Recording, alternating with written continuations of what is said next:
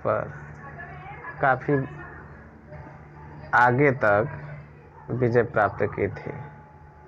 तो आगे हम लोग आज देखेंगे मस्जिद।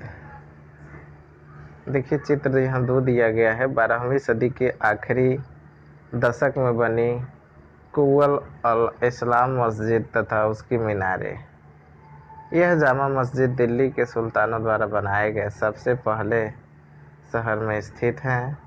इतिहास में इस शहर को दिल्ली ए कुहना यानी पुराना शहर कहा गया है। इस मस्जिद का इल्तुतमिश और अलाउद्दीन खिलजी ने और विस्तार किया। मीनार 3 सुल्तान कुतुबुद्दीन ऐबक, इल्तुतमिश और फिरोज शाह तुगलक द्वारा बनाई गई। देखिए कुतुब मीनार है, कुतुब मीनार है। 4 तल्ले का था ये, और एक बार इसमें बिजली मार दिया ऊपरी सिरे पर तो ये टूट गया था। तो जो 1 तल्ला था, यानी देखिए 1 मंजिला, 2 मंजिला, 3 मंजिला, और ये चौथे तल्ला में बिजली मार दिया तो ये टूट गया। तो इसी चौथे मंजिले में 2 तल्ला बना दिया गया, यानी अब ये कुतुब मीनार 5 मंजिले का हो गया है। कुतुब मीनार, इसके निर्माण का कार्य शुरू किया था कुतुबुद्दीन ऐबक ने, लेकिन पूरा कराने का काम इल्तुतमिश ने किया था। ठीक है, इस बात को आप लोग ध्यान रखिएगा। देखिए मस्जिद होता क्या है, थोड़ा सा इस चीज़ को समझ लीजिए। मस्जिद जो है अरबी भाषा का शब्द है, जिसका शाब्दिक अर्थ है ऐसा स्थान जहाँ मुसलमान अल्लाह की आराधना में सजदा, सजदा क्या होता है, घुटने टेक करके, घुटने और माथा टेक करके जो अल्लाह को नमस्कार करते हैं ये लोग, उसी को सिजदा कहा जाता है और सजदा कहा जाता है। जैसे गानों में भी गाया जाता है, सजदा करूँ मैं तेरी राहों में, तो उसी तरह सिजदा यानी घुटना और माथा पैर में सटा करके जिस तरह से आराधना किया जाता है उसे सजदा कहते हैं। जामा मस्जिद या मस्जिद जामी वह मस्जिद होती है जहां अनेक मुसलमान एकत्र होकर साथ साथ नमाज अदा करते हैं। नमाज की रस्म के लिए सारे नमाजियों में सबसे अधिक सम्माननीय और विद्वान पुरुष को इमाम यानी नेता कहा जाता है। क्या कहा जाता है? इमाम का मतलब नेता के रूप में चुना जाता है। इमाम जो होता है वो शुक्रमास की नमाज के दौरान धर्म का उपदेश, जो इस्लाम धर्म का उपदेश होता है, जिसको खुतबा कहा जाता है, पढ़ता है। नमाज के दौरान मुसलमान मक्का की तरफ मुंह करके खड़े हो जाते हैं। भारत में मक्का पश्चिम की ओर पड़ता है, इसलिए जब भारत में लोग नमाज पढ़ते हैं तो पश्चिम की तरफ मुंह करके पढ़ते हैं, जिसको किबला कहा जाता है। ये देखिए बेगमपुरी का मस्जिद, यह मोहम्मद बिन तुगलक के राज्यकाल में दिल्ली में उनकी नई राजधानी जहां पनाह विश्व की शरण स्थली, जहां पनाह का मतलब होता है विश्व की शरण स्थली की मुख्य मस्जिद के तौर पर बनाई गई थी। मानचित्र 1 में जहां पनाह ढूंढिए। आगे देखते हैं। दिल्ली के सुल्तानों ने सारे उपमहाद्वीप के अनेक शहरों में मस्जिदें बनवाई। इससे उनके मुसलमान और इस्लाम के रक्षक होने के दावे को बल मिलता है। समान आचार संहिता और आस्था का पालन करने वाले श्रद्धालुओं के परस्पर एक समुदाय से जुड़े होने का बोध उत्पन्न करने में भी मस्जिदें सहायक थी। देखिए मोट की मस्जिद, सिकंदर लोदी ने अपने शासनकाल में, सिकंदर लोदी के शासनकाल में उसके मंत्रियों ने मोट की मस्जिद बनाई है। कभी कभी परीक्षा में पूछ देता है मोट की मस्जिद किसने बनवाई थी, तो सिकंदर लोदी ने बनवाई थी। जमाली कमाली की मस्जिद, अब देखिए जमाली कमाली की मस्जिद जो है 1520 के दशक के आखिरी दिनों में निर्मित की गई थी। ये देखिए इसमें कारीगरी की बात दिखाई गई है कि जो कुछ मस्जिद किस टाइप के बने होते थे, तो अब खंडहर ही हो गए हैं। कुछ मस्जिद किस टाइप के बने होते थे, मेहराब इसमें जो बने होते थे, नक्काशी जो की गई होती थी वो किस कला में की गई थी, ये सारी चीज़ें बताए गए हैं। देखिए खलजी और तुगलक वंश के अंतर्गत प्रशासन और समेकन नज़दीक से एक नज़र, यानी खलजी और तुगलक वंश के समय क्या विशेष स्थिति थी प्रशासन की, उसको देखा जाए। देखिए दिल्ली सल्तनत जैसे विशाल साम्राज्य के समेकन के लिए विश्वसनीय सूबेदारों तथा प्रशासकों की जरूरत थी। क्या था, भतीजा ही अपने चाचा का कत्ल गद्दी के लिए कर देता था, तो ऐसे में ज़रूरत इस बात की थी कि विश्वास प्राप्त। देखिए दिल्ली सल्तनत में ज़्यादातर जो शुरुआती शासन था वो गुलामों द्वारा किया गया, इसीलिए उसको गुलाम वंश कहा गया था। और ये राजा जो होते थे अपने लिए गुलाम रखते थे। गुलाम मतलब किसी व्यक्ति को खरीद करके या युद्ध में जीत करके या किसी अन्य तरीके से अब उसके सारे अधिकारों को छीन करके अपने नियंत्रण में रख लेना ही गुलाम कहलाता था। तो ज़रूरत इस बात की थी कि राजा को ऐसे लोगों को अपने अधिकारियों के तौर पे रखे जिन पर वो राजा विश्वास कर सके। जो गुलाम होते थे उनको फारसी में बंदगा कहा जाता था तथा इन्हें सैनिक सेवा के लिए खरीदा जाता था। उन्हें राज्य के कुछ बहुत ही महत्वपूर्ण राजनीतिक पदों पर काम करने के लिए बड़ी सावधानी के साथ प्रशिक्षित किया जाता था। चूँकि ये पूरी तरीके से अपने मालिक पर निर्भर होते थे, इसलिए सुल्तान भी विश्वास करके उन पर निर्भर हो जाता था। उनको ये नहीं था कि हमारा लड़का है उसके लिए कुछ करे, हमारा परिवार है। वो गुलाम थे, कहीं से उठा करके उनको लाया गया रहता था। तो उनका मेन काम होता था, जैसे बाहुबली फिल्म हम लोग देखे हैं, बाहुबली, उसमें जो कटप्पा था, कटप्पा को तो हम लोग जानते ही हैं ना, वो एक गुलाम था और वो कितना स्वामी भक्त था उस फिल्म में आप लोगों ने देखा ही है। आगे देखते हैं। बेटों से बढ़ करके गुलाम होते थे। देखिए बेटा जो होता था अपने गद्दी पाने के लिए अपने पापा को, अपने चाचा को मार देता था, लेकिन गुलाम ऐसा नहीं करते थे, इसलिए उनको अपने बेटे से बढ़ करके मानते थे जो राजा या सम्राट होते थे, सुल्तान जो होते थे। देखिए खलजी यानी खिलजी वंश जो था, तुगलक वंश शासक बंदगा का इस्तेमाल करते रहे हैं और साथ ही अपने पर आश्रित निम्न वर्ग के लोगों को भी ऊंचे राजनीतिक पदों पर बैठाते रहे।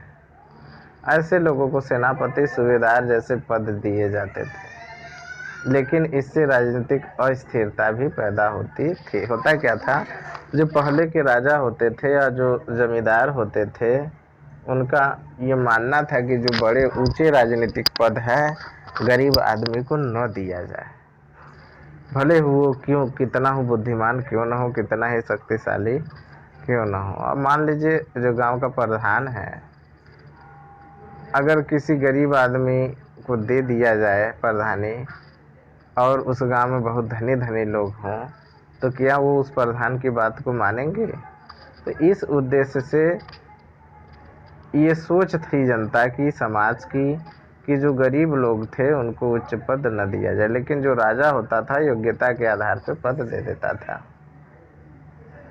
गुलाम और आश्रित अपने मालिकों और संरक्षकों के प्रति तो वफादार रहते थे, मगर उनके उत्तराधिकारियों के प्रति नहीं। नए सुल्तानों के अपने नौकर होते थे। फलस्वरूप किसी नए शासक के सिंहासन पर बैठते ही प्रायः नए और पुराने सरदारों के बीच टकराहट शुरू हो जाती थी। सुल्तानों द्वारा निचले तबके के लोगों को संरक्षण दिए जाने के कारण उच्च वर्ग के कई लोगों को गहरा धक्का भी लगता था और फारसी तवारीख के लेखकों ने निचले खानदान के लोगों को ऊंचे पदों पर बैठाने के लिए दिल्ली के सुल्तानों की आलोचना भी की। देखिए, बताने का मतलब ये है कि मान लीजिए ये राजा है, उसका ये लड़का है, तो इस राजा के विश्वास पात्र कुछ लोग रहे होंगे, उनको इन्होंने अपने महत्वपूर्ण पदों पर बैठाया था। लेकिन जब उनका बेटा राजा बना तो ये जो उनके महत्वपूर्ण पदाधिकारी थे, उनके बेटा को तो बनाएगा नहीं, ये अब अपने विश्वास पात्र लोगों को मंत्री बनाते थे। इससे ये जो मंत्री वगैरह होते थे, अधिकारी होते थे, इन अधिकारियों से उनका टकराव शुरू हो जाता था और विद्रोह चालू हो जाता था। सुल्तान मोहम्मद तुगलक के अधिकारी जन, जो मोहम्मद तुगलक था उसके कौन कौन से अधिकारी थे?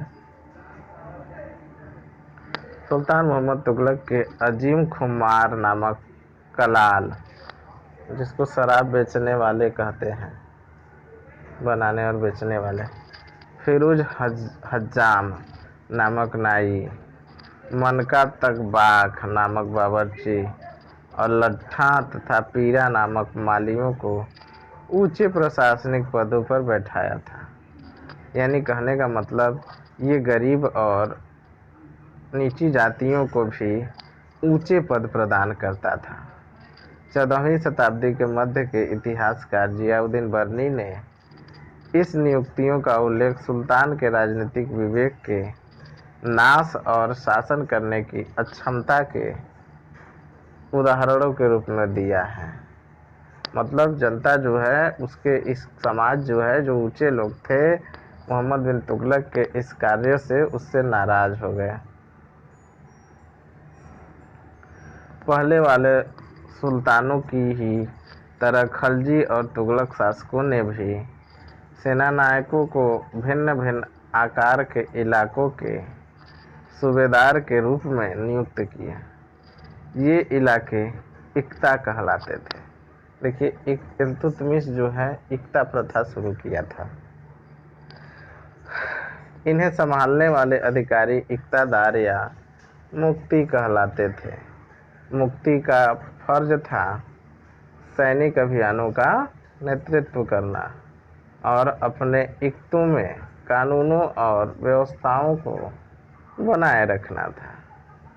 अपनी सैनिक सेवाओं के बदले वेतन के रूप में मुफ्ती अपने इलाकों से राजस्व की वसूली किया करते थे।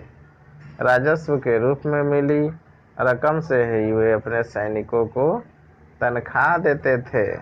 मुफ्ती लोगों पर काबू रखने के लिए प्रभावी तरीका यह था कि उनका पद परंपरा से न हो चले और उन्हें कोई भी इक्ता थोड़े थोड़े समय के लिए ही मिले।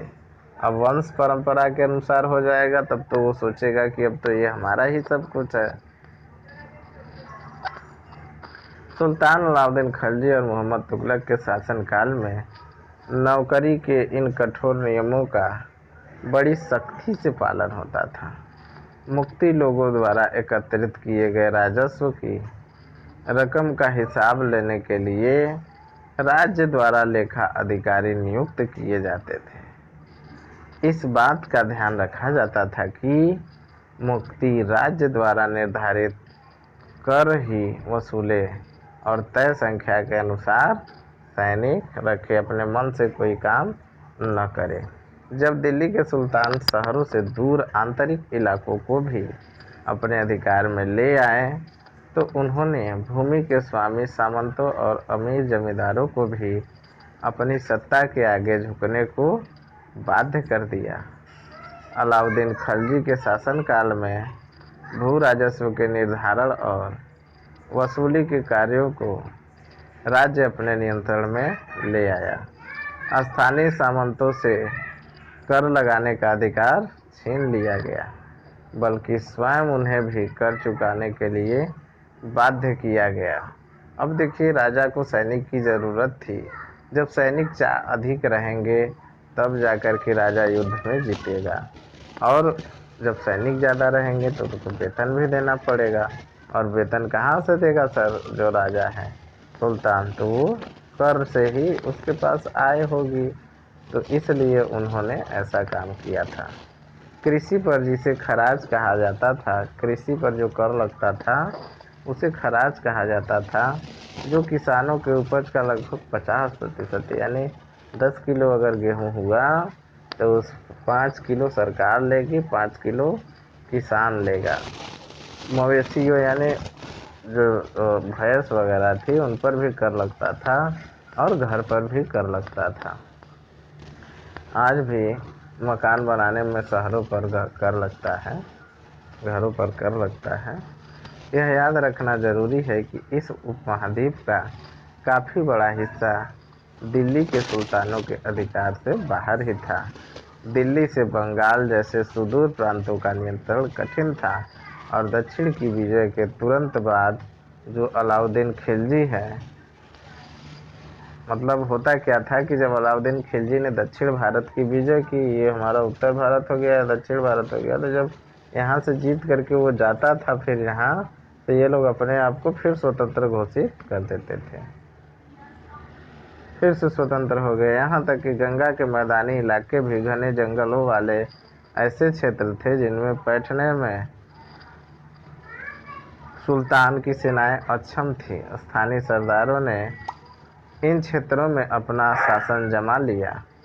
अलाउद्दीन खिलजी और मोहम्मद तुगलक इन इलाकों पर जोर जबरदस्ती अपना अधिकार जमा तो लेते थे, पर अधिकार कुछ समय तक ही रह पाते थे। देखिए, सरदार और उनकी किलाबंदी। राजा अपने आप को सुरक्षित रखने के लिए ऐसे किले बनाते थे और उसके किनारे किनारे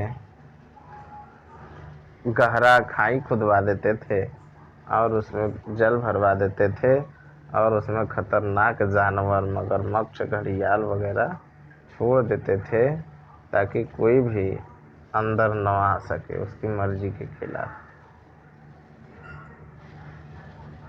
चंगेज़ खां के नेतृत्व में मंगोलों ने 1219 में उत्तर पूर्वी ईरान में ट्रांसअक्सियाना, जिसको इस समय उज़्बेकिस्तान कहा जाता है, पर हमला किया।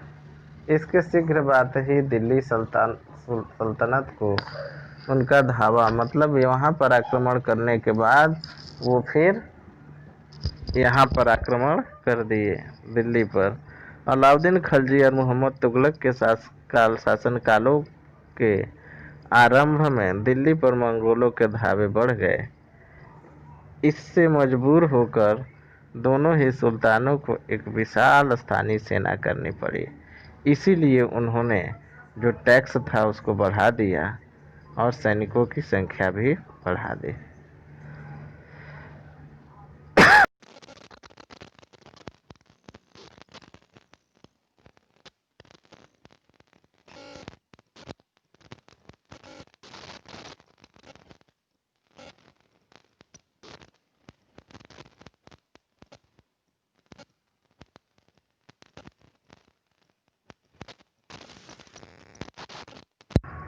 वह मोहम्मद तुगलक द्वारा उठाए गए कदम मंगोलों के विरुद्ध सैनिक आक्रमण की योजना का हिस्सा थे।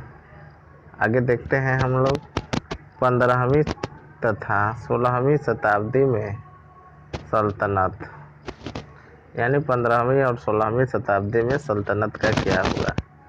देखिए, तुगलक वंश के बाद 1526 तक दिल्ली तथा आगरा पर सैयद तथा लोदी वंश का राज्य था और 1526 ईस्वी में ही हम लोग जानते हैं बाबर ने भारत पर आक्रमण किया, जो पानीपत के प्रथम युद्ध में सिकंदर लोदी को पराजित किया और भारत पर एक नए वंश, मुगल वंश की स्थापना किया। इस काल में स्थापित राज्यों में से कुछ छोटे तो थे पर शक्तिशाली थे और उनका शासन बहुत ही कुशल तथा सुव्यवस्थित तरीके से चल रहा था। शेर शाह सूरी, जो 1540 से 1545 तक शासन किया, बिहार में अपने चाचा के एक छोटे से इलाके के प्रबंधक के रूप में काम शुरू किया था और आगे चलकर उसने इतनी उन्नति की मुगल सम्राट हुमायूं को उन्होंने पराजित कर दिया और शेर शाह ने दिल्ली पर अधिकार भी कर लिया। हालांकि सूरी वंश में केवल 15 वर्ष यानी 1540 से 55 तक ही शासन चला। शेर शाह सूरी की आपातकालीन मृत्यु के बाद सूर शासक धराशायी हो गए और इनका अंत हो गया। और फिर पुनः 1556 में अकबर ने मजबूती के साथ